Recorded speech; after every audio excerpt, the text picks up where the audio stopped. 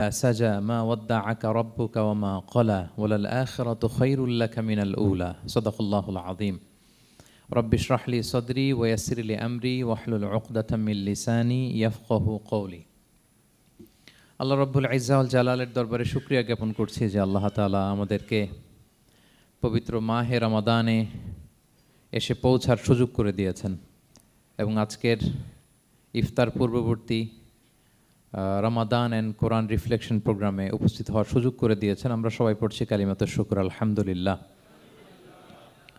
আল্লাহর শুকরিয়া জ্ঞাপনের পাশাপাশি আমি আজকের প্রোগ্রামের অর্গানাইজার বাংলাদেশ মুসলিম কমিউনিটি মালয়েশিয়াকে ধন্যবাদ জানাতে চাই এরকম চমৎকার একটি রমাদানুল মুবারকে কোরআনিক একটি প্রোগ্রামের আয়োজন করবার জন্য।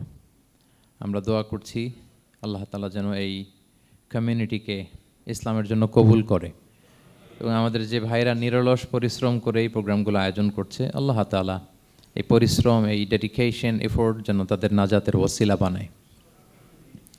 সম্মানিত শুধু আমরা সবাই জানি এই মাসটির এত বরকতের কারণ হচ্ছে এটি কোরআন নাজিলের মাস। শাহরু রমাদান আল্লাযী উনজিলা ফীহিল কুরআন হুদাল লিন্নাস ওয়া বাইয়িনাতিম মিনাল হুদা ওয়াল ফুরকান। রমাদান এমন মাস যে মাসে আল্লাহ তাআলা কোরআন নাজিল করেছে। তো বেসিক্যালি এই মাসের মূল মর্যাদা কোরআনের কারণে। সাইয়েদনা জিবরিল আলাইহিস সালাম কোরআন নিয়ে এসেছেন, উনি শ্রেষ্ঠ ফেরেশতা হয়েছেন। আল্লাহর হাবিব সাল্লাল্লাহু আলাইহি ওয়াসাল্লামের উপর কোরআন নাজিল হয়েছে, ফলে উনি শ্রেষ্ঠ নবী হয়েছেন। রমাদানে কোরআন নাজিল হয়েছে, ফলে রমাদান শ্রেষ্ঠ মাস হয়েছে। কদরের রাতে কোরআন নাজিল হয়েছে, ফলে কদর শ্রেষ্ঠ রাত হয়েছে। আমরাও যারা কোরআনের সাথে সুসম্পর্ক গড়ে তুলব, কোরআনের সাথে অ্যাটাচমেন্ট বাড়াবো, আমাদেরকেও শ্রেষ্ঠত্বের মর্যাদায় আল্লাহ তাআলা আশীন করবেন ইনশাআল্লাহ বিইذنিল্লাহ। তো আজকের প্রোগ্রামের আমার ফার্স্ট অ্যান্ড ফরমোস্ট রিমাইন্ডার হচ্ছে কোরআন নাজিলের মাসে আমরা যেন বেশি বেশি কোরআনের সাথে নিজেদের সম্পর্ককে নবায়ন করি এবং মজবুত করি। কার কীরকম কোরআনের সাথে সম্পর্ক আপনি নিজেই জানেন। প্রতিদিন কত পৃষ্ঠা কোরআন তেলাওয়াত করেন, কোরআনের অর্থ পড়েন, কোরআনের তাফসির পড়েন কিংবা শোনেন, আপনি নিজেই জানেন। সো নিজে নিজে যেন একটু নিজেকে যেন কাঠগড়ায় দাঁড় করাই এবং নিজেকে যেন জিজ্ঞেস করি যে আমার সাথে কোরআনের সম্পর্ক কতটুকু মজবুত। যদি ঘাটতি থাকে, গ্যাপ থাকে, এটা যেন আমরা মেক আপ করি, ফুলফিল করি এই বরকতময় মাসে। আপনারা খেয়াল করে থাকবেন যে শুরুতেই আমি সূরা ওয়াদ-দুহা ওয়াল-লাইলি ইযা সাজার কয়েকটি আয়াত তেলাওয়াত করেছি। তো আজকে আমরা এই সূরাটির সংক্ষিপ্ত তাফসির পেশ করব ইনশাআল্লাহ বিইذنিল্লাহ। যে মজলিসে কোরআনের তাফসির হয়, আল্লাহর কালামের ব্যাখ্যা উপস্থাপন করা হয়, প্রেজেন্টেশন করা হয়, এর চেয়ে শ্রেষ্ঠ মজলিস কি পৃথিবীতে আর হতে পারে? আমরা পৃথিবীর সবচাইতে শ্রেষ্ঠতম একটি মজলিসে এখন বসে আছি। প্রিয় ভাই এবং বোনেরা, আমরা সূরা দোহার তাফসির শুনবো। এই সূরাটা মুখস্থ আছে না অনেকের? কোরআনের যে সমস্ত সূরা আমাদের অনেকেরই মুখস্থ, তার মধ্যে এটা অন্যতম একটা সূরা। এবং দেখবেন যে ইমাম সাহেবরা প্রায় এই সূরা তেলাওয়াত করে। যে সমস্ত সূরা দিয়ে প্রায় নামাজ পড়া হয়, এর মধ্যে অন্যতম একটা সূরা হচ্ছে সূরাতুদ দোহা। মুআয ইবনে জাবাল রাদিয়াল্লাহু তাআলা আনহুকে আল্লাহ রাসূল সাল্লাল্লাহু আলাইহি ওয়াসাল্লাম একটা এলাকার ইমাম বানিয়ে পাঠিয়েছিলেন। ওই এলাকার মুসল্লিরা ছিলেন, লোকজন ছিলেন শ্রমজীবী, কাজ করে খেত। সারাদিন ওট দিয়ে পানি সেচ করে খেজুর গাছে পানি দিত, খেজুরের চাষাবাদ করত, সারাদিন কষ্ট করে নামাজে যে জয়েন করত। তো উনি মাগরিবের নামাজে সূরা ফাতিহার পরে সূরা বাকারা তেলাওয়াত শুরু করলেন। সূরা বাকারা কোরআনের সবচেয়ে ছোট সূরা না? 286টা আয়াত, মানে সবচেয়ে বড় সূরা। তো মাগরিবের সালাত উনি যখন এত লম্বা তেলাওয়াত ধরলেন, মুসল্লিরা আর ইমাম সাহেবের সাথে থাকতে পারতেছে না। কারণ ওনারা তো, ইমাম সাহেবের হয়তো মন ফুরফুরে, উনি পড়তেছেন মনের আনন্দে দরাজ গলায়, কিন্তু মুসল্লিদের তো অবস্থা খারাপ। সারাদিন ওনারা খেতে খামারে কাজ করে আসছে, নামাজ ছেড়ে দিয়ে অনেকে চলে গেছে।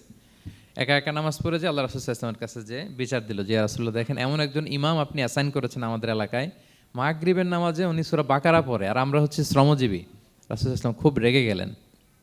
মুআয ইবনে জাবালকে ডেকে বললেন, হে মুআয, আফাত্তানুন আন্ত, তুমি কি সমাজে ফিতনা ছড়াচ্ছ? তুমি জানো না এরা কারা? তোমার কি সূরা ওয়াদ-দুহা ওয়াল-লাইলি ইযা সাজা মুখস্থ নাই? তোমার কি ওয়াশ-শামসি ওয়া-দুহাহা এটা মুখস্থ নাই? তোমার কি সাব্বিহ ইসমা রাব্বিকাল আ'লা এই সূরাগুলো তোমার জানা নাই? উনি বললেন জানা আছে। তো এগুলো রেখে দিয়ে মাগরিবের নামাজে কেন সূরা বাকারা ধরলা? তোমার মুসল্লিরা তো শ্রমজীবী মুসল্লি। যখন ইমামের দায়িত্ব হচ্ছে পেছনে কারা আছে এটা খেয়াল করা। অনেক সময় ইমাম সাহেব আল্লাহু আকবার বলে যে নামাজ ধরছে, কি হচ্ছে পেছনে আর খোঁজখবর নাই। আল্লাহর হাবিব সাল্লাল্লাহু আলাইহি ওয়াসাল্লাম কিন্তু এমন ইমাম ছিলেন না, উনি অত্যন্ত বিবেকবোধ সম্পন্ন একজন ইমাম ছিলেন। একবার পেছনে এক বাচ্চার কান্না শুনে উনি নামাজ ছোট করে দিয়েছেন। সবাই বললেন, ইয়া রাসূলুল্লাহ, এত ছোট নামাজ তো কখনো পড়তে দেখি না। তখন রাসূল সাল্লাল্লাহু আলাইহি ওয়াসাল্লাম বললেন, একটা ছোট বাচ্চার কান্নার আওয়াজ আমার কানে এসেছে, আমার মনে হচ্ছে বাচ্চাটাকে সামলাতে নারীদের কাতারে একটা মায়ের খুব কষ্ট হচ্ছে, এজন্য নামাজটা আমি খাটো করে দিয়েছি। দেখেন কি চিন্তা চেতনা, পিছনে কি হচ্ছে সব রাসূল সাল্লাল্লাহু আলাইহি ওয়াসাল্লাম এটা খেয়াল করতেন। তো এই সূরার একটা ফজিলত আপনি জানলেন যে রাসূল সাল্লাল্লাহু আলাইহি ওয়াসাল্লাম সূরা ওয়াদ-দুহা ওয়াল-লাইলি ইযা সাজা এটা তেলাওয়াত করতে বলেছিলেন মুআয ইবনে জাবাল রাদিয়াল্লাহু তাআলা আনহুকে। এটা কোরআনের 93 নম্বর সূরা। কত নাম্বার? এটা মাক্কি সূরা, আর নাজিলের ধারাবাহিকতা অনুযায়ী এটা 11তম সূরা। মানে এই সূরার আগে আরো 10টা সূরা নাজিল হয়েছিল, তার মানে মক্কার একেবারে শুরুর দিকে এই সূরাটা নাজিল হয়েছিল। আপনারা জানেন যে এবছর আমার একটা বই এসেছে এক নজরে কোরআন নামে, সেখানে আমি প্রত্যেকটা সূরার সার সংক্ষেপ নিয়ে সংক্ষেপে, খুব সংক্ষেপে, কখনো যদি সুযোগ হয় আপনারা দেখবেন যে প্রত্যেকটা সূরা 5 পৃষ্ঠার মধ্যে আমরা নিয়ে আসার চেষ্টা করেছি। সেখানে এগুলো পাবেন, সূরাটা কয় নাম্বার, নাজিলের ধারাবাহিকতা কখন, তারপর কোরআন শরীফের মধ্যে কখন, এটার ফজিলত কি, এটার সেন্ট্রাল থিম কি, মেজর থিম কি, কজ অ্যান্ড ইফেক্ট কি, সব কেস স্টাডি থেকে শুরু করে রিফ্লেকশন সব আমরা সেখানে উল্লেখ করেছি। তো এই সূরাটা শুরুর দিকে, একেবারে শুরুর দিকে নাজিল হয়েছে, তার আগে মাত্র 10টি সূরা নাজিল হয়েছে। তো নাজিল হতে হতে 10টা সূরা যখন নাজিল হলো, এরপর অনেক দিন রাসূল সাল্লাল্লাহু আলাইহি ওয়াসাল্লামের কাছে কোনো সূরা নাজিল হয় না। কয়দিন নাজিল হয় না? কোনো বর্ণনায় 15 দিন, কোনো বর্ণনায় 1 মাস, কোনো বর্ণনায় 2 মাস, কোনো বর্ণনায় 6 মাস, টানা 6 মাসের গ্যাপ ওহী নাজিল হয় না। আল্লাহর হাবিব সাল্লাল্লাহু আলাইহি ওয়াসাল্লাম তিনি ওহী মিস করতে শুরু করলেন, যে ঘটনা কি, কোরআন নাজিল হচ্ছে না কেন, হঠাৎ এত গ্যাপ কেন? ওনার মাথায় কয়েকটা জিনিস ঘুরপাক খেলো। একটা ঘুরপাক খেলো যে আমার কোনো কাজে আল্লাহ আবার অসন্তুষ্ট হলো নাকি, অথবা আমি কোরআনের আয়াত এই বাণীগুলো পৌঁছে দেওয়ার ক্ষেত্রে আমার কোনো গাফলতি হয়ে গেল নাকি, সামহাও কি আল্লাহর সাথে আমার কানেকশন এটা কি লুজ হয়ে যাচ্ছে, আমি কি কোনোভাবে আল্লাহ থেকে দূরে সরে পড়তেছি। রাসূল সাল্লাল্লাহু আলাইহি ওয়াসাল্লাম টেনশনে পড়ে গেলেন, চিন্তায় পড়ে গেলেন, কি রে ওহী আসে না কেন, আসে না কেন, আসে না কেন। এটা ছিল একটা দিক। আরেকটা দিক হচ্ছে আল্লাহর হাবিব সাল্লাল্লাহু আলাইহি ওয়াসাল্লামের কাছে কোরআনের আয়াত যাই নাজিল হতো উনি যে লোকদের কাছে প্রচার করে দিতেন, এখন নাজিল হয়েছে এখনই যে প্রচার শুরু, রাতে নাজিল হয়েছে রাতেই প্রচার শুরু, দিনে নাজিল হয়েছে দিনেই প্রচার শুরু, যখন নাজিল তখন প্রচার। কারণ আল্লাহ তাআলা বলেছেন, ইয়া আইয়ুহার রাসূলু বাল্লিগ মা উনজিলা ইলাইক মির রাব্বিক, আপনার রবের পক্ষ থেকে যা নাজিল হয়েছে প্রচার করেন। তো এই যে মাঝখান দিয়ে কয়েক মাস যার কোনো প্রচার টচার করে না, মুশরিকরা টিটকারি মারতে শুরু করলো, বলে কি মুহাম্মদ, তোমার আল্লাহ তোমার ভুলে গেছে বোধহয়, তোমার আল্লাহ বোধহয় তোমাকে আর পছন্দ করে না। আগে তো প্রতিদিন কিছু না কিছু শোনাতা যে এইটা নাজিল হয়েছে, ওইটা আসছে, এই বিধান ওই বিধান, এখন তো কোনো খোঁজখবর নাই। ঘটনা কি?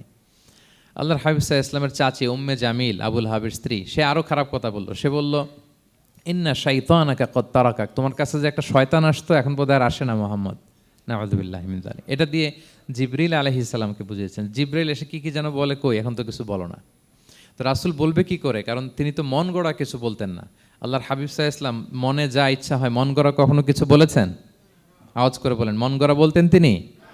ওমা ইয়ান্তিকু আনিল হাওয়া ইন হুয়া ইল্লা ওয়াহয়ুন ইউহা, আল্লাহর ওহী আসলে সেটা শোনাতেন। তো ওহীও আসে না, উনি শোনাতেও পারে না, ওহীও নাই, উনি শোনাতেও পারে না। এই যে একটা কষ্টকর মুহূর্ত রাসূল সাল্লাল্লাহু আলাইহি ওয়াসাল্লামের, কিরে মাসের পর মাস চলে গেল ওহী আসতেছে না কেন, আমার কি কোনো ভুল হচ্ছে নাকি, আল্লাহকে আমাকে অপছন্দ করলেন?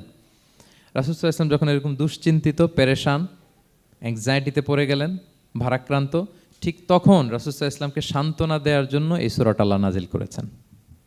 সান্ত্বনা দেওয়ার জন্য এই সূরাটা বেশ আশা জাগানিয়া সূরা, মোটিভেশনাল সূরা, ইন্সপিরেশনাল সূরা। আপনার মন খারাপ হলে আপনি এই সূরাটা পড়বেন, এই সূরাটা, এবং এটার পরে আরেকটা সূরা আছে সূরাতু আলাম নাশরাহ, আপনার মন ভালো হয়ে যাবে।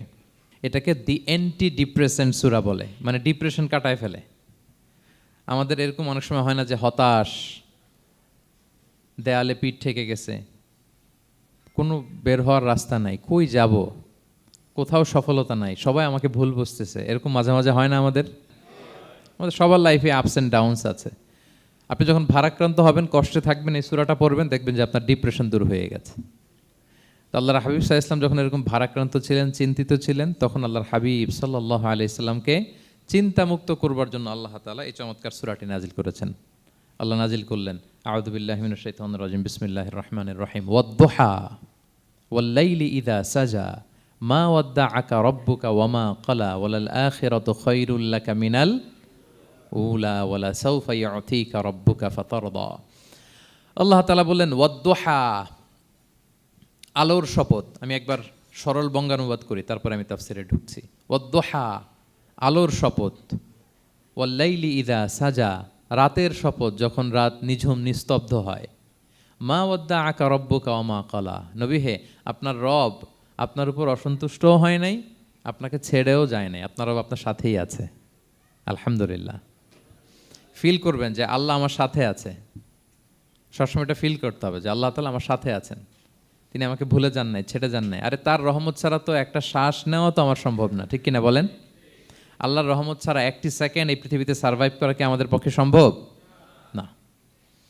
ওয়ালাল আখিরাতু খায়রুল লাকা মিনাল উলা, নবী হে, আপনার পরবর্তী সময় পূর্ববর্তী সময়ের চেয়ে অনেক ভালো হবে ইনশাআল্লাহ। মানে good days are coming in your life, ভালো সময় আসতেছে। ওয়ালা সাউফা ইউতিকা রাব্বুকা ফাতারদা, আর আপনার রব আপনাকে এত দিবেন আপনি খুশি হয়ে যাবেন। আপনার রব আপনাকে এত দিবেন আপনি নিয়ে কুলাতে পারবেন না। আলাম ইয়াজিদিকা ইয়াতীমান ফাআওয়া, নবী আপনি কি ইয়াতীম ছিলেন না? তিনি কি আপনাকে আশ্রয় দেননি? ওয়া ওয়াজাদাকা দাল্লান ফাহাদা, আপনি পথ খুঁজতেছিলেন, আল্লাহ আপনাকে পথ দেখিয়েছেন। ওয়া ওয়াজাদাকা আইলান ফাআগনা, আপনি নিঃস্ব রিক্ত হস্ত ছিলেন, আল্লাহ তাআলা আপনাকে ধনী বানিয়েছেন। ফাআম্মাল ইয়াতীমা ফালা তাকহার, খবরদার এতিমের সাথে কখনো কঠোর হবেন না। ওয়া আম্মা সাইলা ফালা তানহার, ফরিয়াদি যে সোয়াল করে হাত পাতে তাকে ধমক দিয়ে তাড়িয়ে দিবেন না। ওয়া আম্মা বিনি'মাতি রাব্বিকা ফাহাদ্দিস, আর আপনার রবের যে নেয়ামত আপনার প্রতি, এটার বর্ণনা করুন। সুবহানাল্লাহ। এ হচ্ছে সরল অনুবাদ সূরাতুদ দুহার। এবার আসুন আমরা এটার তাফসিরে ঢুকি। আল্লাহ তাআলা প্রথমে দুইটা শপথ করলেন, কসম করলেন, দুইটা ওথ। আমরা যদি সংক্ষেপে ভাগ করি তাহলে 11 আয়াত বিশিষ্ট এই সূরাতে প্রথম 2 আয়াতে দুইটা শপথ আছে, তারপরের 3টা আয়াতে রাসূল সাল্লাল্লাহু আলাইহি ওয়াসাল্লামকে 3টা কনফার্মেশন দেওয়া হয়েছে, সুসংবাদ দেওয়া হয়েছে। এরপরের 3টা আয়াতে আল্লাহর হাবিব সাল্লাল্লাহু আলাইহি ওয়াসাল্লামের অতীতে আল্লাহ কী নেয়ামত দিয়েছেন সেটার একটা রিমাইন্ডার দেওয়া হয়েছে। আর সবশেষে 3টা ওয়ার্ক প্ল্যান দেওয়া হয়েছে, কর্মসূচি, সেগমেন্ট। আপনি এক নজরে কোরআন এগুলো পাবেন, এরকম সেগমেন্ট আকারে আমরা ভাগ করেছি। আই রিপিট, আমি আবারও বলছি, সূরা দোহার 11 আয়াত বিশিষ্ট এই সূরার প্রথম 2 আয়াতে 2টি শপথ, তারপরের 3 আয়াতে 3টি সুসংবাদ, তারপরের 3 আয়াতে অতীতে যে রাসূলকে নেয়ামত দেওয়া হয়েছিল সেটা স্মরণ করিয়ে দেওয়া, আর শেষ 3 আয়াতে 3টা ওয়ার্ক প্ল্যান, কর্মসূচি, রাসূল সাল্লাল্লাহু আলাইহি ওয়াসাল্লাম কী করবেন। ক্লিয়ার হয়ে গেছে না সূরাটা? আসুন এবার তাফসিরে ঢুকি। আল্লাহ তাআলা বললেন ওয়াদ-দুহা, নবী আলোর শপথ। আলো, দোহা মানে আলো। আমার সাথে আওয়াজ করে বলুন, দোহা মানে কি? আলো, সকালের আলো, প্রভাতের সূর্য কিরণ। দিনের প্রথম অংশে একটা সানশাইন থাকে না, খুব চমৎকার লাগে 9টা 10টার দিকে, হ্যাঁ, সানশাইন। এই সকালের সানশাইনটাকে আরবিতে বলে দোহা। এই জন্য এই সময় আল্লাহর হাবিব সাল্লাল্লাহু আলাইহি ওয়াসাল্লাম নামাজ পড়তেন, এটাকে বলে সলাতুদ দোহা, মানে দোহার নামাজ। এটাকে বলে সলাতুদ দোহা, দোহার নামাজ। তো দেখেন রাসূল সাল্লাল্লাহু আলাইহি ওয়াসাল্লামের মন ভালো করবার জন্য প্রথমে আল্লাহর ওয়ার্ডিংটা দেখেন, আল্লাহ তাআলা কেমন চমৎকার শব্দ চয়েস করেন। প্রথমে আল্লাহ বললেন আলো। আলো বললেই তো মনটা ভালো হয়ে যায়, কি বলেন? এই আলো মানে আশার আলো, সম্ভাবনার আলো, প্রশান্তির আলো। ওয়াদ-দুহা, আলোর শপথ। মানে নবী আপনি হতাশ হবেন না, হাল ছাড়বেন না, ভরসা রাখুন। আপনি ঘর থেকে বের হন, দেখুন কি চমৎকার আলো। It's a beautiful day out there, যান, হোয়াট এ নাইস সানশাইন, কি চমৎকার উজ্জ্বল প্রভাতের সূর্য কিরণ। এত চমৎকার জলজলে সানশাইনিং এনভায়রনমেন্টে আপনার মন খারাপ হয় কি করে? ওয়াদ-দুহা, দোহার শপথ মানে প্রভাতের সূর্য কিরণের শপথ। আবার বললেন ওয়াল-লাইলি ইযা সাজা, রাতের শপথ, যখন সে রাত নিঝুম হয়, গভীর হয়, নিস্তব্ধ হয়। 2টা শপথ, আলোর শপথ আর রাতের অন্ধকারের শপথ। আলোর শপথ বলে বেসিকলি আল্লাহ তাআলা ওহির আগমনকে বুঝিয়েছেন, আর রাতের শপথ বলে আল্লাহ তাআলা বেসিকলি ওহির অনুপস্থিতিকে বুঝিয়েছেন। মানে রাত দিন দুইটাই যেমনি লাগে, আল্লাহ তাআলা বোঝাতে চাইলেন নবী আপনি টেনশন করবেন না, আমি উইথ ইউ, আমি আপনার সাথে আছি। ওহি আসা না আসা দুইটাই গুরুত্বপূর্ণ। রেগুলার যদি ওহি আসে এটা রিসিভ করতে আপনার কষ্ট হয়ে যাবে। আল্লাহর পক্ষ থেকে আসমানি কিতাবের যে ওহী, এটা সাধারণ কোনো কথা না। ইন্না সানুলকি আলাইকা কওলান সাকিলা, এটা খুব ভারী, হেভি ওয়েট। এটা পাহাড়ে নাজিল করলে, লাউ আনজালনা হাযাল কুরআনা আলা জাবাল লারাআইতাহু খাশিআম মুতাসাদ্দিআম মিন খাশিয়াতিল্লাহ, এটা মাউন্ট এভারেস্টের উপর নাজিল করলে পাহাড় ভেঙে খান খান হয়ে যেত। শীতের রাতে কোরআন নাজিল হলে রাসূল সাল্লাল্লাহু আলাইহি ওয়াসাল্লাম ঘেমে একাকার হয়ে যেতেন, কপাল বেয়ে টপ টপ করে ঘাম পড়তে ওহী রিসিভ করতে যেয়ে। তিনি ওটের উপরে করে মরুভূমিতে চড়ছেন, ওহী নাজিল হলে ওটের বুক মাটিতে মিশে যেত। এক সাহাবার মাথায়, পায়ের মধ্যে মাথা রেখে রাসূল সাল্লাল্লাহু আলাইহি ওয়াসাল্লাম শুয়েছিলেন, তখন ওহী নাজিল হলো। সাহাবা বলছেন, ওহীর ভারে মনে হচ্ছে যে আমার পায়ের হাড্ডিটাই ফেটে যাবে। তার মানে এটা খুব ভারী বাণী, খুবই ভারী, এটা সাধারণ কোনো কালাম না। তো এই যে রাসূল সাল্লাল্লাহু আলাইহি ওয়াসাল্লামের কাছে যে ওহী নাজিল হচ্ছিল, এটা যদি রেগুলার নাজিল হয়, এটা রিসিভ করা রাসূল সাল্লাল্লাহু আলাইহি ওয়াসাল্লামের জন্য সহজ হবে না, কঠিন হয়ে যাবে। রেগুলার ওহী নাজিল হলে এটার যে পাওয়ার, প্রেশার, রাসূল সাল্লাল্লাহু আলাইহি ওয়াসাল্লামের স্নায়ু এটা বরদাস্ত করতে পারবে না। তো আল্লাহ বোঝাতে চাইলেন, নবী, আমি কাফির রাজা বলে আপনাকে আমি ভুলে গেছি, কখনো না, নেভার এভার। বরং আপনার যাতে একটু রেস্ট হয়, আরাম হয়, আপনাকে একটু কমফোর্ট দেওয়ার জন্য আমি সাময়িকভাবে ইচ্ছে করে ওহীটা বন্ধ রেখেছি। সুবহানাল্লাহ পড়বেন না? আপনার যাতে একটু কমফোর্ট হয়, আপনার যেন একটু আরাম হয়, ওহী রিসিভ করে করে যেন আপনি অভ্যস্ত হতে পারেন, এজন্য আমি ইচ্ছা করে আপনাকে একটু আরাম দেওয়ার জন্য ওহী বন্ধ রেখেছি। সারাদিন যদি, মানে দিনের 24 ঘন্টায় যদি সূর্য থাকে, ভাল লাগবে? আচ্ছা বলেন, 6 মাস টানা সূর্য ভাল লাগবে আপনার? রোদের গরমে আমরা অস্থির হয়ে যাব। তো 12 ঘন্টা সূর্যের আলোর পরে যেমনি রাতের দরকার আছে, আল্লাহ বোঝাতে চাইলেন ওহী নাজিল হওয়ার পাশাপাশি মাঝে মাঝে ওহী ব্রেক দেওয়ার দরকার আছে, ওহী বন্ধ থাকার দরকার আছে।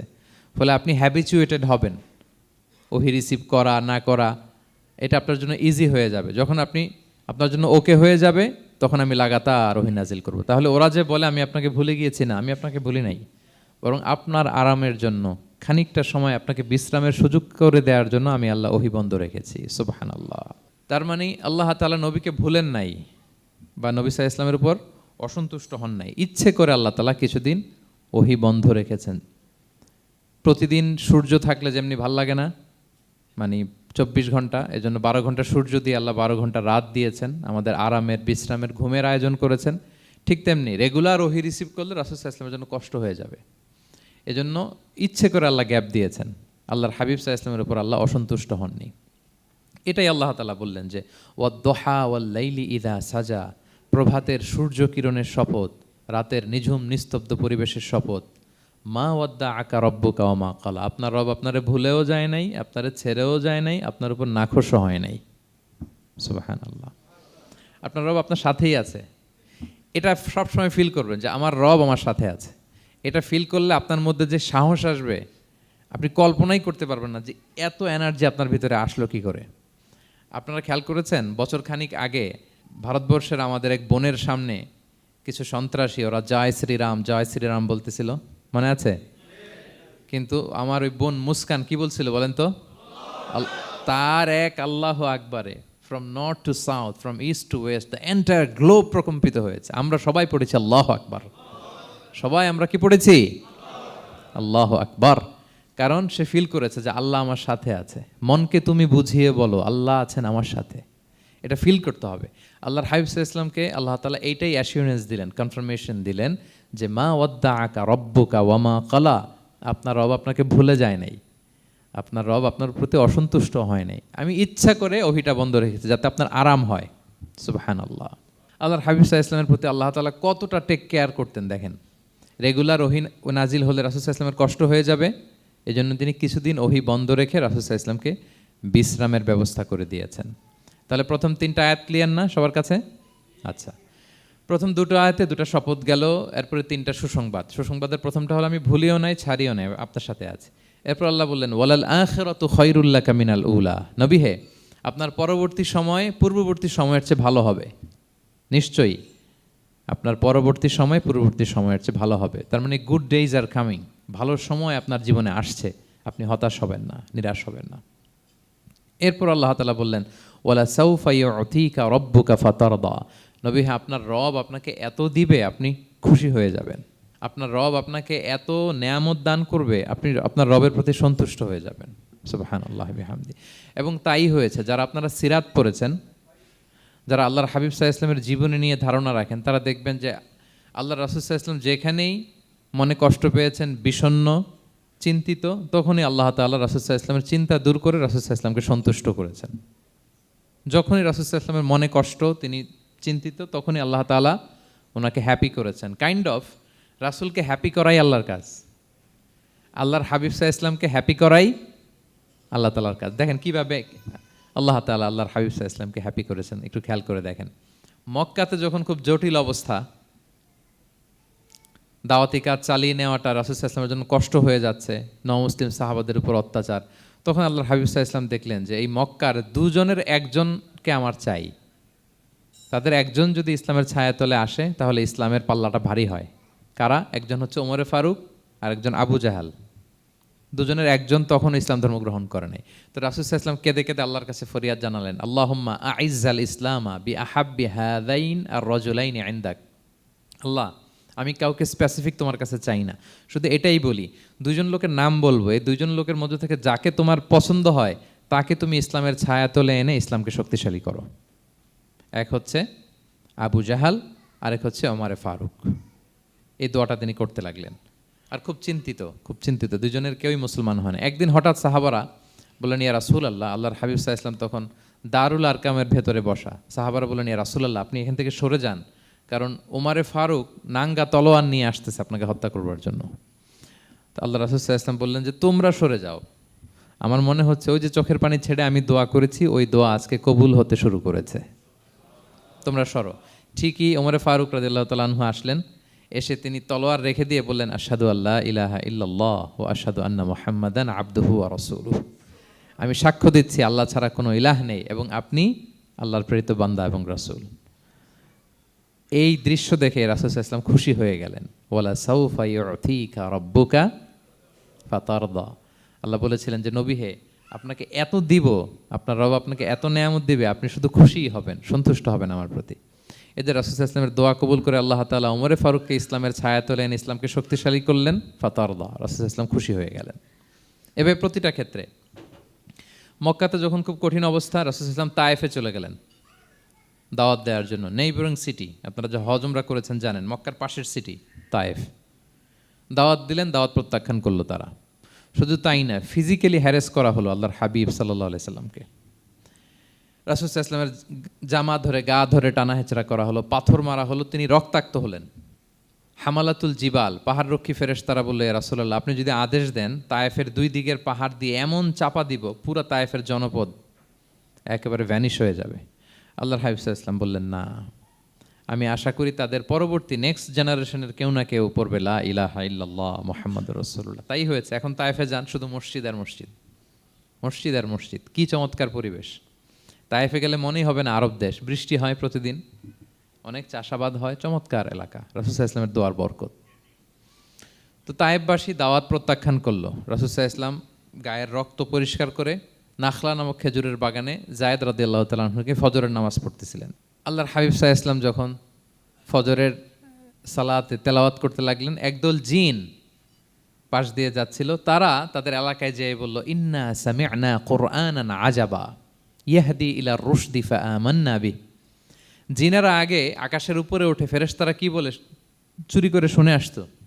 হঠাৎ জিনেরা আর উপরে যেতে পারে না, উপরে যেতে চাইলেই ফাআতবাআহু শিহাবুন সাকিব, আগুনের পাথর মারা হয়। ঘটনা কি? সব জিনেরা বৈঠক বসালো। ঘটনা কি? আগে কত তথ্য আগেই জেনে যেতাম, জেনে গণকদেরকে বলতাম, গণকরা আমাদেরকে ধন্যবাদ জানাইতো। তো এখন তো আসমানের সিকিউরিটি এত বেড়ে গেল কেন? কারণ কি? ওই যে শেষ নবী আসার কথা যে মনে হয় চলে আসছে, দেখো তো কোথায় আসছে উনি।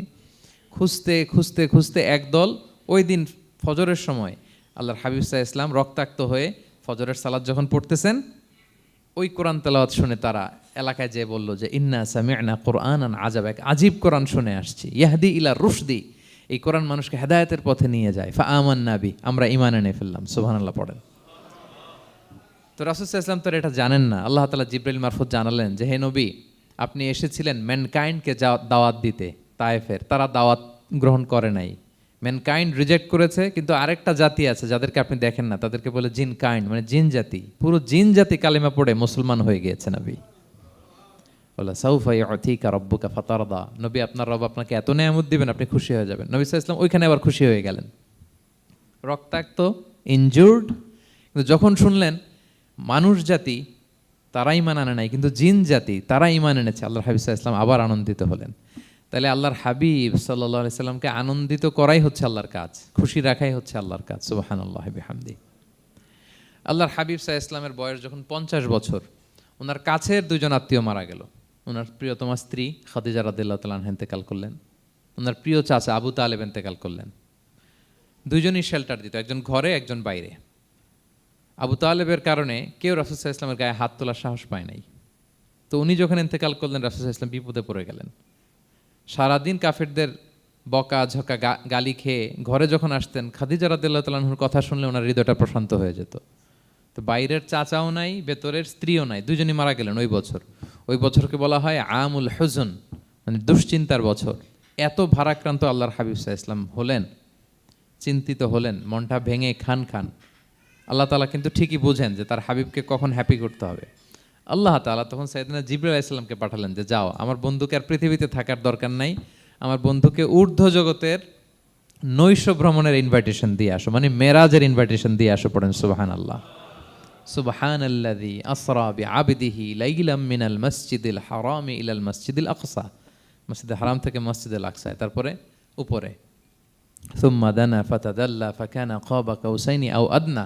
আল্লাহর আরশে চড়ে গেলেন, জান্নাত জাহান্নাম দেখিয়ে, নতুন কিছু গিফট দিয়ে, তার পেয়ারা হাবিবের মন ভালো করে এরপরে আবার দুনিয়ায় পাঠালেন।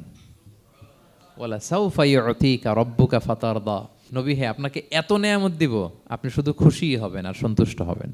সুবহানাল্লাহ। এবার বুঝতে পারতেছেন কিভাবে আল্লাহর হাবিবকে আল্লাহ তাআলা খুশি করেছেন। মক্কায় আর থাকতে পারতেছেন না, এমন অবস্থা যে কোনো সময় আল্লাহর হাবিব সাল্লাল্লাহু আলাইহি ওয়াসাল্লামকে হত্যা করা হবে। আল্লাহ তাআলা আল্লাহর হাবিবের জন্য নতুন জায়গার ব্যবস্থা করে দিলেন, তওবা কিংবা তাইবা, যেটাকে আমরা মদিনা বলি। তিনি মদিনায় গেলেন, আবার রাসূল সাল্লাল্লাহু আলাইহি ওয়াসাল্লামের হৃদয় প্রশান্ত হলো। কিন্তু মদিনায় যে তিনি কাবাকে মিস করতে আরম্ভ করলেন। আল্লাহর হাবিব সাল্লাল্লাহু আলাইহি ওয়াসাল্লাম নবী হওয়ার পরে টানা 14 বছর কিবলা ছিল কিন্তু বাইতুল মাকদিস। কিন্তু মক্কায় যখন তিনি ইবাদত করতেন, তিনি বাইতুল মাকদিসের দিকেই হয়েই নামাজ পড়তেন, কিন্তু সামনে কাবাটারে রাখতেন। কথা বুঝতে পেরেছেন? মক্কায় যখন তিনি নামাজ পড়তেন 13 বছর, কিবলা যেহেতু বাইতুল মাকদিস, বাইতুল মাকদিসের দিকেই হয়ে নামাজ পড়তেন, কিন্তু মাঝখানে রাখতেন কোনটারে? কাবাকে। তাহলে কেমন যেন কাবাই তার সামনে। আচ্ছা, কিন্তু মদিনায় যখন গেলেন এখন তো আর সুযোগ নাই, কাবা একদিকে, বাইতুল মাকদিস আরেক দিকে, এখন কাবাকে আর সামনে রাখা যাচ্ছে না। মিস করতে লাগলেন কাবাকে। আর প্রত্যেক নামাজের পরে আকাশের দিকে তাকায় থাকেন, ইস আল্লাহ যদি আয়াত নাজিল করে আমার জন্মস্থান যে মক্কা, আমার পূর্বপুরুষ ইব্রাহিম আলাইহিস সালামের যে ওই কাবার দিকে যদি কিবলাটা ঘুরাই দিত কতই না ভালো হতো। আল্লাহ বলেন যে আপনি যে কদ নারা তাকাল্লুবা ওয়াজহিকা ফিস সামা, নবী আপনি যে আকাশের উপর চেহারা উঠিয়ে মনে মনে কি চান আমি তো বুঝি। আল্লাহর হাবিব সাল্লাল্লাহু আলাইহি ওয়াসাল্লামকে খুশি করার জন্য আল্লাহ আয়াত নাজিল করলেন, ফাওয়াল্লি ওয়াজহাকা শাতরাল মাসজিদিল হারাম। নবী হ্যাঁ, আপনাকে খুশি করার জন্য নতুন বিধান নাজিল করলাম, এখন থেকে ফ্রম রাইট নাও আপনি যখনই নামাজ পড়বেন এখন থেকে কাবামুখী হয়ে আপনি সালাত আদায় করবেন। তাহউইলুল কিবলা, কিবলা পরিবর্তন হয়ে গেল। সুবহানাল্লাহি ওয়া বিহামদি। আপনারা মসজিদে নববীর পাশে মদিনাতে একটা মসজিদ দেখবেন, এটাকে বলে মসজিদ যুল কিবলাতাইন। এমন মসজিদ যে মসজিদে এক নামাজে 2 কিবলা শেয়ার করা হয়েছিল। মানে এই আয়াত যখন নাজিল হলো, আল্লাহর হাবিব সাল্লাল্লাহু আলাইহি ওয়াসাল্লামের সাথে একজন নামাজ পড়ে যে ওই মসজিদে যে দেখে কিছু লোক নামাজ পড়তেছে ওই বাইতুল মাকদিসের দিকে হয়ে, কারণ তখন পর্যন্ত ওইটাই কিবলা। তিনি নামাজরত অবস্থায় এদেরকে বললেন যে তোমরা তো জানো না এইমাত্র আয়াত নাজিল হয়েছে, কিবলা কিন্তু আর ওই দিক নাই, ডাইরেকশন চেঞ্জ, এদিকে হয়ে যাও। তো ইমাম সহ মুসল্লি সব ঘুরে নামাজের মধ্যে ওইদিকে হয়ে গেছে। তাহলে একই নামাজে 2টা কিবলা শেয়ার করা হয়েছে, ফলে তখন থেকে মসজিদের নাম হয়ে গেছে মসজিদ যুল কিবলাতাইন, 2 কিবলাওয়ালা মসজিদ। তাহলে দেখেন আল্লাহর হাবিব সাল্লাল্লাহু আলাইহি ওয়াসাল্লামকে খুশি করার জন্য আল্লাহ তাআলা কিবলা চেঞ্জ করে দিয়েছে। সুবহানাল্লাহ বলতে পারলেন না? এভাবে যখনই আল্লাহর হাবিব সাল্লাল্লাহু আলাইহি ওয়াসাল্লাম বিষণ্ণ, চিন্তিত, মন খারাপ, ওনার মন ভালো করার দায়িত্ব নিয়েছে কে? জিবরাইল এসে শোনাতে লাগলো আগের জামানায় কেউ 500 বছর 700 বছর হায়াত পেয়েছে। বনি ইসরাইলের অনেক মুজাহিদ 1000 বছর জেহাদ করেছে। কয় হাজার বছর? জেহাদি করছে 1000 বছর। আমরা হায়াত পাই কয় বছর? আমাদের হায়াত কয় বছর অন অ্যান অ্যাভারেজ? 60-70। আল্লাহর হাবিব সাল্লাল্লাহু আলাইহি ওয়াসাল্লাম এটাই বলেছেন যে আমার উম্মতি মা বাইনা সিত্তিন ইলা সাবঈন, আমাদের গড় আয়ু 60 থেকে 70, ওয়া আকাল্লুহুম মা ইয়াজুযু যালিক, আর সামান্য অল্প সংখ্যকই মানুষ এটাকে ক্রস করতে পারে। এই কথা শুনে যে আগের উম্মত 1000 বছর জেহাদ করছে, এটা শুনে রাসূল সাল্লাল্লাহু আলাইহি ওয়াসাল্লাম আবার কাঁদতে আরম্ভ করলেন, হায় রে আমার গুনাহগার উম্মতের কি হবে, আমার উম্মত তো 60-70ই শেষ, আমার উম্মতের কি হবে। আবার চিন্তিত, আবার কান্নাকাটি। তখন আল্লাহ তাআলা নাজিল করলেন, ইন্না আনজালনাহু ফি লাইলাতিল কদর ওমা আদরাকা মা লাইলাতুল কদর লাইলাতুল কদরি খায়রুম মিন আলফি শাহর। নবী আপনি কাঁদবেন না, ওদেরকে হায়াত দিছি বেশি, কদর দেই নাই। আপনার উম্মতকে হায়াত কম দিছি, কিন্তু আপনার উম্মতের জন্য আমি লাইলাতুল কদর রেখে দিয়েছি। এক কদরের রাতে আবাদত করলে খায়রুম মিন আলফি শাহর, 1000 মাস আবাদত করলে যে পরিমাণ সওয়াব, অতটুকু না, খায়ের এর চেয়ে বেশি সওয়াব আল্লাহ তাআলা আপনার উম্মতের আমলনামায় দিয়ে দিবেন। আবার আল্লাহর হাবিব সাল্লাল্লাহু আলাইহি ওয়াসাল্লাম মন ভালো হয়ে গেল। ওয়ালা সাউফা ইউতিকা রাব্বুকা, সবাই বলেন ওয়ালা সাউফা ইউতিকা রাব্বুকা ফাতারদা। নবী হে এত দিব, আপনি শুধু হ্যাপি হবেন, হ্যাপি। এরপরে বদরের যুদ্ধে বিজয় দান করলেন, মক্কা বিজয় দান করলেন, তাবুক যুদ্ধে বিজয় দান করলেন।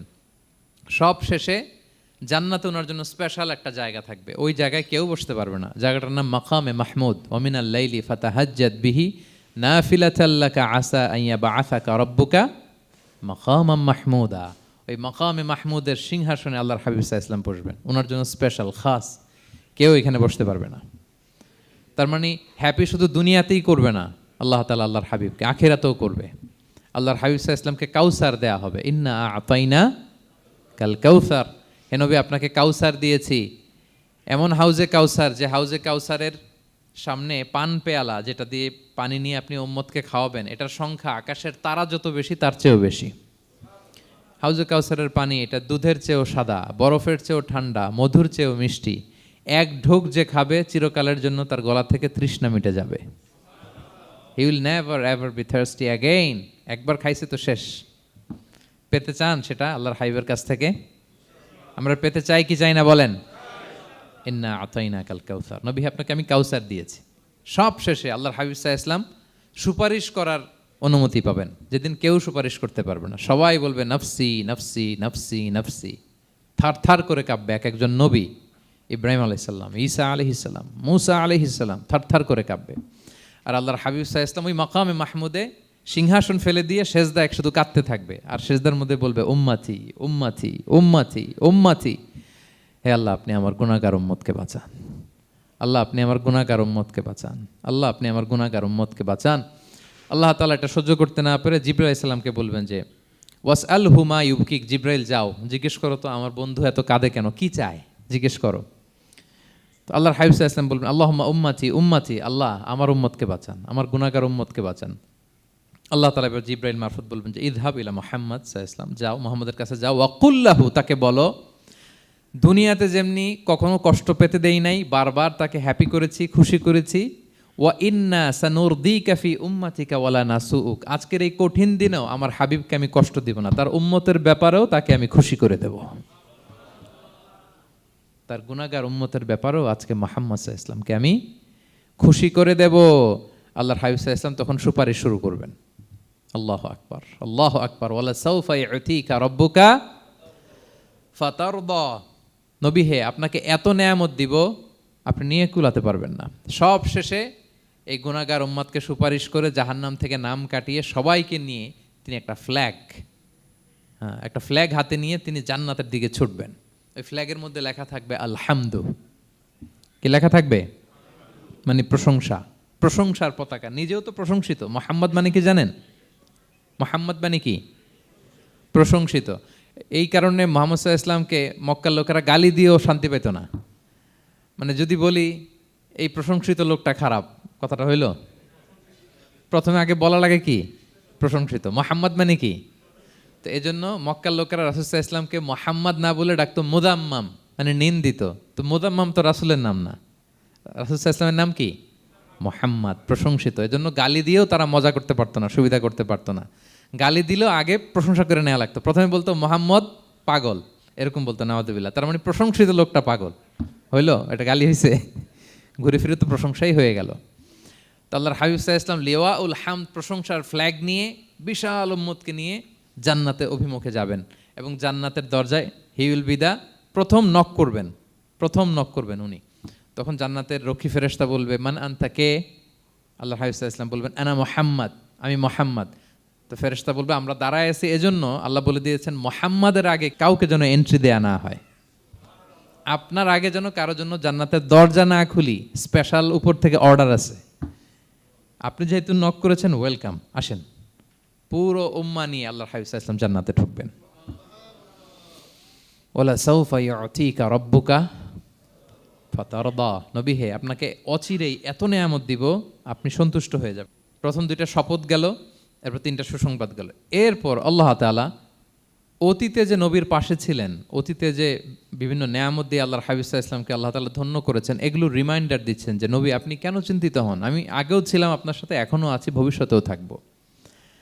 তিনি বললেন আলাম ইয়াজিদকা ইয়াতীমান ফাআওয়া, তিনি কি আপনাকে ইয়াতীম অবস্থায় পাননি, তিনি কি আপনাকে আশ্রয় দেননি? আপনারা জানেন আল্লাহর হাবিব সাল্লাল্লাহু আলাইহি ওয়াসাল্লাম যখন মায়ের পেটে, তখনই তার পিতা দুনিয়া থেকে ইন্তেকাল করেছেন। মায়ের পেটে তার বয়স হচ্ছে 6 মাস, দুনিয়াতে আসেননি আল্লাহর হাবিব সাল্লাল্লাহু আলাইহি ওয়াসাল্লাম রাহমাতাল লিল আলামিন। মায়ের পেটে থাকা অবস্থায় বাবা হারিয়েছেন, দুনিয়াতে আসলেন 6 বছর বয়সে তিনি মাকে হারিয়েছেন। কয় বছর বয়সে? 6 বছর। তারপর মায়ের ইন্তেকালের পরে দাদার কাছে, আব্দুল মুত্তালিবের কাছে লালিত পালিত হতে লাগলেন। 8 বছর বয়সে দাদাও ইন্তেকাল করলেন। বাবা চলে গেলেন জন্মের আগে, মা চলে গেলেন 6 বছর মানে শিশু থাকতে। 8 বছর বয়সে তো শিশু, দাদাও চলে গেলেন। 8 বছর বয়স থেকে আল্লাহর হাবিব সাল্লাল্লাহু আলাইহি ওয়াসাল্লাম চাচার কাছে এতিম অবস্থায় লালিত পালিত হতে লাগলেন। এবং আবু তালেব এত ভালোবাসতো, ইমান আনে নাই, শেষ পর্যন্ত ইমান আনেনি, শিরকের উপরে ইন্তেকাল করেছে, কিন্তু আল্লাহর হাবিব সাল্লাল্লাহু আলাইহি ওয়াসাল্লামকে এত ভালোবেসেছেন, বাবার যে কি মানে পিতৃ স্নেহের যে কি মায়া, এটা বুঝতে দেন নাই কখনো, এটার অভাব কখনো তিনি টের পান নাই। ওনার যে বাবা নাই, আবু তালেবের কারণে এতটা ভালোবেসেছেন। তার মানে কখনোই রাসূল সাল্লাল্লাহু আলাইহি ওয়াসাল্লামকে লালন পালন, রক্ষণাবেক্ষণ, টেক কেয়ারের কোনো গ্যাপ আল্লাহ তাআলা রাখেননি। হালিমাতু সাদিয়ার কাছে, পরে মায়ের কাছে, উম্মে আইমানের কাছে, দাদা আব্দুল মুত্তালিবের কাছে, পরে চাচার কাছে, একটার পর একটা স্লট বাই স্লট রেডি।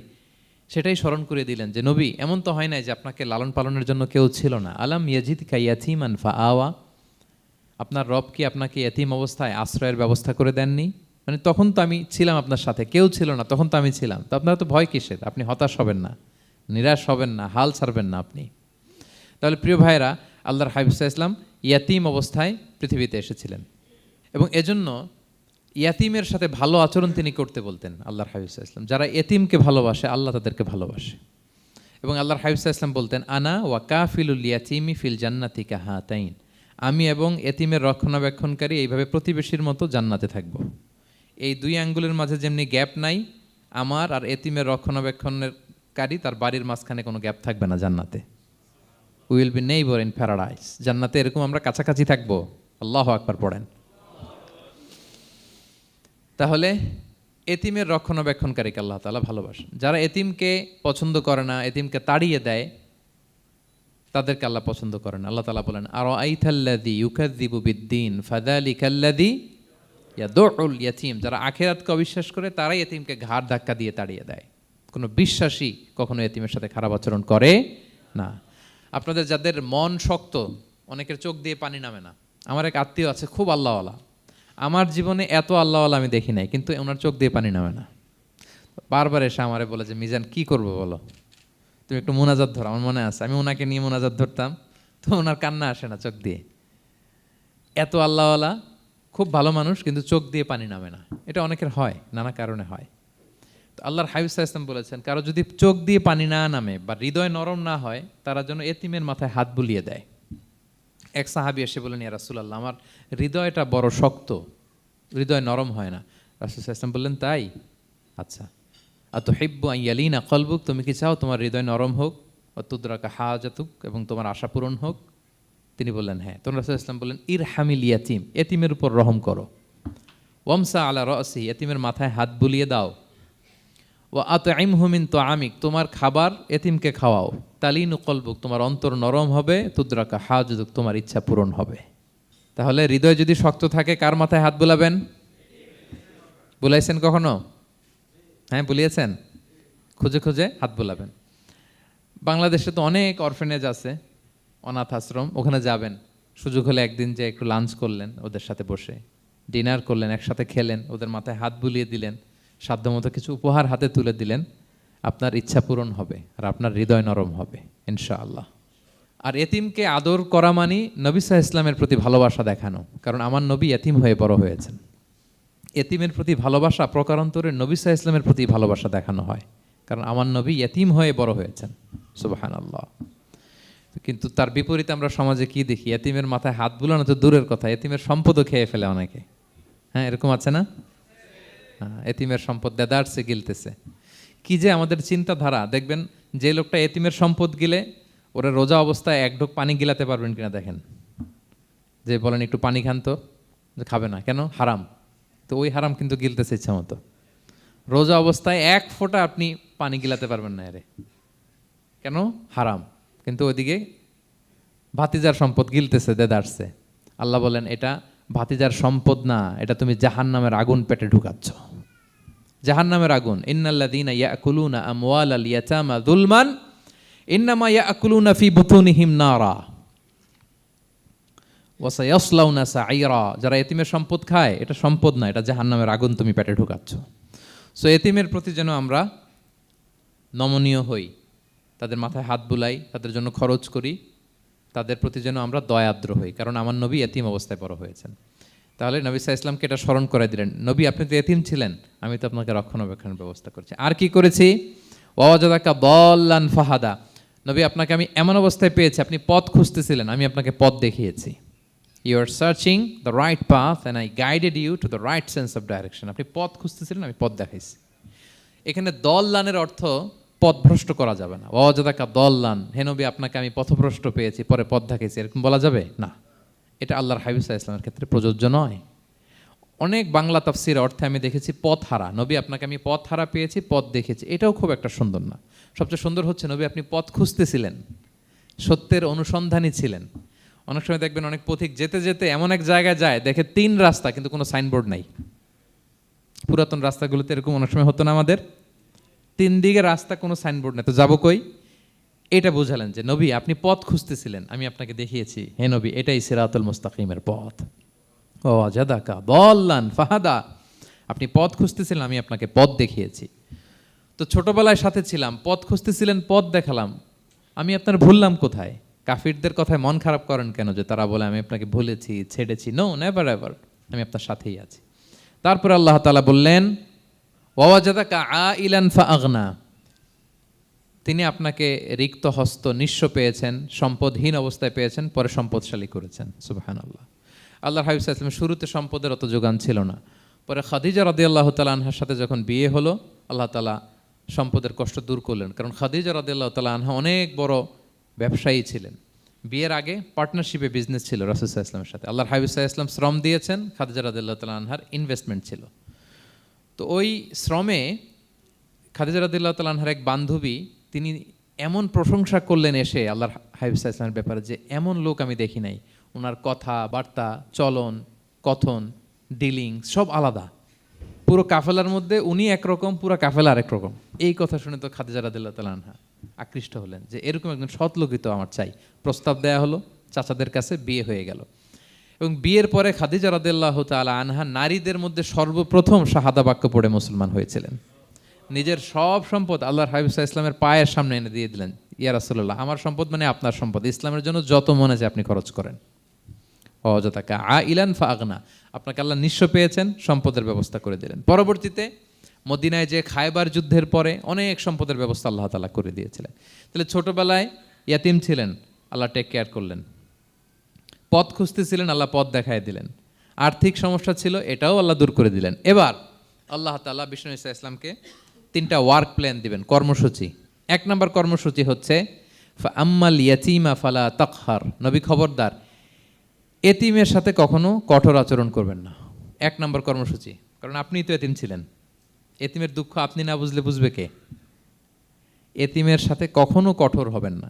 আল্লাহর হাবিব সাল্লাল্লাহু আলাইহি ওয়াসাল্লাম কখনো এতিমের সাথে কঠোর হন নাই। এতিম তো দূর কি বাত, কারোর সাথে তিনি কঠোর হন নাই। ওনার কাছে চাইলে উনি না বলতে পারতেন না। নো, নাই, দিব না, এটা বলতে জানতেন না। নো ওনার ডিকশনারিতে ছিল না, চাইলেই দিতেন। একবার আল্লাহর হাবিব সাল্লাল্লাহু আলাইহি ওয়াসাল্লামের কাছে একটা জামা, কয়টা? আপনার জামা কয়টা? আমার জামা কয়টা? জুব্বা তখন কয়টা ছিল? মাত্র একটা। এক ফরিয়াদি এসে বলে, ইয়া রাসূলুল্লাহ আতিনি কামিসান, আমার একটা জামা দেন, আমার জামা নাই। নবী সাল্লাল্লাহু আলাইহি ওয়াসাল্লামের জামা কয়টা তখন? ওনার কাছে চাইলে উনি না বলতে পারতেন? খুলে দিয়ে দিয়েছেন, নাও। এখন ওনার জামা আছে কয়টা? তো জামাও নাই, বেরও হতে পারে না। কি এক মুসিবত! আল্লাহ তাআলা আয়াত নাজিল করলেন, ওয়াল্লাযীনা ইযা আনফাকু লাম ইউসরিফু ওয়া লাম ইয়াকতুরু ওয়া কানা বাইনা যালিকা কাওয়ামা। নবী হে, যারা বিশ্বাসী তারা দানের সময় ভারসাম্য করবে। মানে অনেকগুলো থাকলে আপনার একটা দিতেন, ছিলই যখন একটা, ওইটার হকদার তো ফরিয়াদির চেয়ে আপনি বেশি। এখন যে দিয়ে দিলেন, আপনি পড়বেন কি? অনেকগুলো থাকলে না হয় আপনি দিতেন, ছিলই একটা, এটার সবচেয়ে যোগ্য, অধিকতম যোগ্য এবং হকদার তো আপনি। সুবহানাল্লাহ, সুবহান! কি নবী ছিল, কি নবী ছিল! না বলতে পারতেন না, মানুষকে ফিরিয়ে দিতে জানতেন না। আল্লাহ বললেন, নবী হে, আপনার প্রথম কর্মসূচি ফাআম্মাল ইয়াতীমা ফালা তাকহার, খবরদার এতিমকে কখনো, এতিমের প্রতি কঠোর হবেন না। এক নম্বর কর্মসূচি। এটা শুধু নবীর জন্য কর্মসূচি নাকি আমাদের জন্য না? হ্যাঁ, সবার জন্য। এতিমদের সাথে যেন আমরা রূঢ় ভাষী না হই, তাদের সাথে যেন রূঢ় আচরণ না করি। 2 নাম্বার, ও আম্মা সাইলা ফালা তানহার, ফরিয়াদিকে ধমক দিবেন না, হাত পাতলে ধমক দিবেন না। আমরা অনেক সময় ধমক দেই, আপনারা দেন কখনো?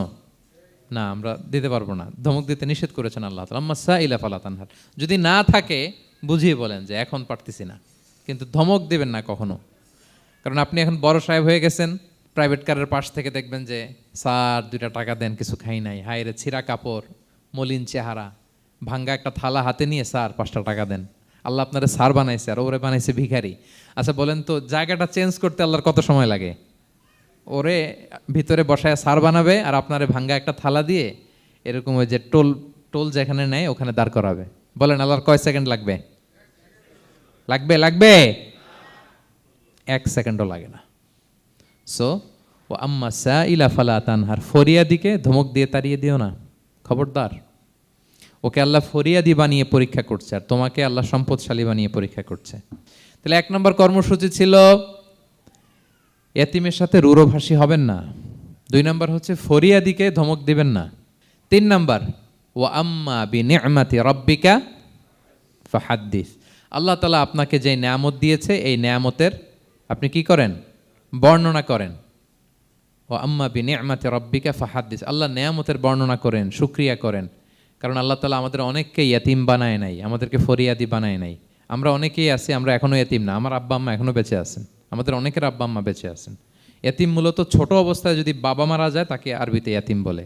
মান মাতা আবুহু ওয়া হুয়া সগীর, কেউ ছোট, তার বাবা মারা গেছে, তাকে শরীয়তের পরিভাষায় কি বলে? ইয়াতিম। তা আমরা অনেকেই তো ইয়াতিম না, আমরা অনেকেই তো অন্যের কাছে হাত পাতা লাগে না, তো আমরা ভালো আছি না? আমাদের দেখবেন যে প্রায় হিসাবটা হচ্ছে আমার কি নাই, আমাদের হিসাবটা কি? কি নাই, কি যে আছে এটার হিসাব করে কুলানোও যাবে না, ঠিক কিনা বলেন? হ্যাঁ, ঠিক যেই মুহূর্তে এখানে বসে আমরা এই চমৎকার ইফতারি নিয়ে বসে আছি, ঠিক একই মুহূর্তে দেখবেন যে হসপিটালের আইসিইউতে শুয়ে শুয়ে কাতরাচ্ছে অনেকে। হ্যাঁ, ঠিক এই মুহূর্তে কিডনি ডায়ালিসিস চলতেছে, দেখছেন? কিডনি পেশেন্ট এদিকে ছিদ্র করে ব্লাড সব বের হয়ে রিফাইনিং হয়ে আরেক দিক দিয়ে ঢুকে, ওর চিৎকার শুনলে। বার্ন ইউনিটে গেছেন কখনো? আগুনে পোড়া রুগী, আপনার তো অনেক কিছু নাই, আমার এটা নাই, ওইটা নেই, আল্লাহ এটা দিল না, এটা নিয়ে আসেন। আপনি বার্ন ইউনিটে একদিন যায়েন, তাহলে বুঝবেন যে আল্লাহ আপনারে কত শান্তিতে রেখেছে। না খেয়ে কয় রাত কাটিয়েছি আমরা, বলেন তো? কত লোক বাড়ি ভাড়া পরিশোধ করতে পারে না, ঋণের বোঝায় জর্জরিত, দুরারোগ্য ব্যাধিতে আক্রান্ত, ক্যান্সারের লাস্ট স্টেজে। তাদের সাথে একটু দেখা করেন, 4th স্টেজে চলে আসছে ক্যান্সার পেশেন্ট। তার চেহারা, তার খাবার, তার চলাফেরা, কিভাবে তার প্রতিটা সেকেন্ড কাটে, একটু দেখে আসবেন, তাইলে বুঝবেন যে কত আল্লাহর দেয়া নেয়ামতের সাগরে হাবুডুবু খাই আমরা। এই জন্য আল্লাহ বলেছেন 3 নম্বর কর্মসূচি হচ্ছে ওয়া আম্মা বিনিআমাতি রাব্বিকা ফাহাদ্দিস, আল্লাহ নেয়ামতের শুকরগুজার হও। আল্লাহ যে নেয়ামত দিয়েছে এই নেয়ামত তুমি বর্ণনা করো। অনেকে আছে আল্লাহ নেয়ামত দিলে ওটা প্রকাশ করতে চায় না, এটা আল্লাহ পছন্দ করে না। মানে আপনি যদি অনেক সম্পদশালী হন, আপনি সুন্দর পরিচ্ছন্ন জামা পরবেন, মানুষকে দান করবেন, আপনার বাড়ি ঘর সুন্দর হবে, এটা নিষেধ নয়, এটা ভালো। আপনি আল্লাহর দেয়া নেয়ামত ব্যবহার করতে পারবেন এবং বলতেও পারবেন, কিন্তু শুকরান লা ফখরান, শুক্রিয়া স্বরূপ বলবেন, ফখর করে অহংকার করে না। বলতে পারেন আলহামদুলিল্লাহ, আল্লাহ তালা আমাকে 4টা ছেলে দান করেছে, 4জন হাফেজ, আল্লাহ তালা আমাকে থাকার মতো একটা ঘর দিয়েছে, একটা বাড়ি দিয়েছে, একটা গাড়ি দিয়েছে, সম্মান নিয়ে সমাজে চলার মতো আল্লাহ তালা আমাকে দিয়েছেন। এটা যদি আপনি শুক্রিয়া স্বরূপ বলেন, এটাতে সমস্যা নেই, কিন্তু অহংকার নিয়ে বলা যাবে না। ইন্নাল্লাহ ইউহিব্বু আইয়ারা আসারা নি'মাতিহি আলা আবদিহি, আল্লাহ তাআলা যে নেয়ামত তার বান্দাকে দিল ওইটার একটা নমুনা দেখতে আল্লাহ পছন্দ করে। আল্লাহ বানাইছে আপনার বিলিয়নিয়ার, আপনি হচ্ছেন ছেঁড়াপাড়া জামা পরে চলেন, হবে? বানাইছে আল্লাহ তাআলা আপনাকে অনেক সম্পদশালী, আপনার চলা ফেরা কোনো রুচিই নাই, এটা হইল না। আল্লাহ চায় যে তোমার যে নেয়ামত দিছে এটার একটা নমুনা তোমার মধ্যে থাক, এটাও শুকরগুজার হওয়ার একটা আলামত। তাহলে 3 নম্বর কর্মসূচি কি? ওয়া আম্মা বিনি'মাতি রাব্বিকা ফাহাদ্দিস, আল্লাহর নেয়ামতের শুকরগুজার হও, আল্লাহ তাআলা যে নেয়ামত দিয়েছে সেটা বর্ণনা করো। তাহলে প্রিয় ভাইয়েরা, সূরাতুদ দোহা এটা হচ্ছে একটা মোটিভেশনাল সূরা, আশা জাগানিয়া সূরা, অ্যান্টি ডিপ্রেশন বলি আমি এই সূরাটাকে। ডিপ্রেশন থাকলে চলে যাবে, কারণ ওয়ালাল আখিরাতু খায়রুল লাকা মিনাল উলা, হে নবী আপনার পরবর্তী সময় আপনার পূর্ববর্তী সময়ের চেয়ে ভালো। সবসময় আশাবাদী হবেন। সূরা দোহার 1 নম্বর শিক্ষা হচ্ছে বি অপটিমিস্টিক, মানে অপটিমিজম, আশাবাদী হওয়া, নিরাশ হওয়া যাবে না। বিশ্বাসীদের, মুমিন মুসলিমের ডিকশনারিতে হতাশা নিরাশা নাই, আমার ডিকশনারিতে অন্তত নাই, আপনাদের আছে কিনা জানি না। আজকে থেকে বলেন আপনাদের ডিকশনারিতে হতাশা নিরাশা রাখবেন? আমাদের কোনো হতাশা নাই, নিরাশা নাই, কারণ আমরা যে পরিস্থিতিতে থাকি না কেন আমাদের সাথে কে আছেন? লা তাহজান ইন্নাল্লাহা মা'ানা, চিন্তিত হয়ো না, আল্লাহ আমার সাথে আছেন। আল্লাহ আমার সাথে আছেন বললেই দেখবেন মুস্কানের মতো এক তাকবীর আপনার মুখ দিয়ে বেরোচ্ছে, এমন এনার্জি বেরোচ্ছে, গোটা বিশ্ব আপনি জয় করে ফেলবেন তখন। এটাই আমাদের সবচেয়ে বড় পাওয়ার। আমাদের সাথে কে আছে? ইন্নাল্লাহা মা'ানা, আল্লাহ তাআলা আমাদের সাথে আছেন। তাহলে সূরা দোহার আজকের তাফসীরের 1 নম্বর লেসন হচ্ছে optimism. Believer should be optimistic always. বিশ্বাসীরা আশাবাদী হয়, নিরাশ হয় না, হতাশ হয় না, হাল ছাড়ে না। বিশ্বাসীরা ভরসা রাখে এক মহান সত্তার উপর। আওয়াজ করে বলেন তো তিনি কে? আল্লাহর উপর ভরসা রাখে, আমরা নিরাশ হই না। 2 নাম্বার শিক্ষা হচ্ছে গ্রেটফুলনেস, কৃতজ্ঞতা। আপনার জীবনে অনেক কিছু আছে, নাই নাই বলবেন না, শুধু কমপ্লেইন করবেন না। অনেকে দেখবেন শুধু অভিযোগ, এটা নাই ওইটা নাই, এই পাইলাম না, ওর আছে এটা, ওর, আমার সাথে কেন এমন হয়, আমার সাথে শুধু আমার সমস্যা। এগুলো যারা বলে তাদেরকে আল্লাহ নেয়ামত আরও ছিনিয়ে নেয়। বরং যারা অল্প পেয়েও বলে আলহামদুলিল্লাহ, তাদেরকে নেয়ামত দেওয়ার ধারাবাহিকতা আল্লাহ তাআলা অব্যাহত রাখেন। সব অবস্থায় আলহামদুলিল্লাহ, যে কোনো পরিস্থিতিতে, যে কোনো অবস্থায় কি বলবো আমরা? আপনি খেয়াল করে দেখেন না যে আপনার কি কি আছে, কত কিছু যে আপনার আছে, অবাক করা। 3 নাম্বার কাইন্ডনেস। 3 নম্বর লেসন হচ্ছে কাইন্ডনেস, দয়া। আমরা যেন অন্যের প্রতি দয়াশীল হই। আপনি অন্যের প্রতি দয়ালু হলে আপনার প্রতি দয়ালু হবো কে? ওয়াল্লাহু ফি আউনি আবদিহি মা দামাল আবদু ফি আউনি আখি। আল্লাহ ততক্ষণ পর্যন্ত কোনো বান্দার সাহায্যে থাকে যতক্ষণ পর্যন্ত ওই বান্দা তার ভাইয়ের সাহায্যে থাকে। তাহলে বলেন তো, আল্লাহর সাহায্য পাওয়ার প্রথম শর্ত কি? অন্যের জন্য সাহায্যের হাত বাড়িয়ে দেওয়া।